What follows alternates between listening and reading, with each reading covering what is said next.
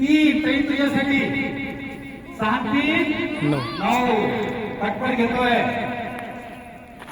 एक ताई तुझ्यासाठी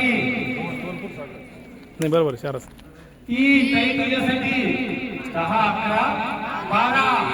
बघा या ताईला सापाने गिळलेलं आहे आणि कशामुळे गिळलं ते लक्षात घेऊ आपण. आता या ठिकाणी काय लिहिलं ते 12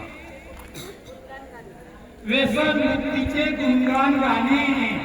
यामुळे काय झालं या ताईला, ही काय करते घरी गेल्यावर वा वा वा वा वा किती चांगलंय, दुःखा फळ किती चांगलंय, दारू पिऊन आल्यावर माणूस कसा नाचतोय असं असं असं करा, असं ही मुलगी घरी गुणगान करते.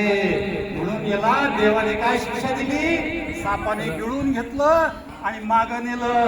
चला पुढे ठेवूया आपण. आता पुढे आपला तो डाव. चल चल चल चल बंगाल में चल जा.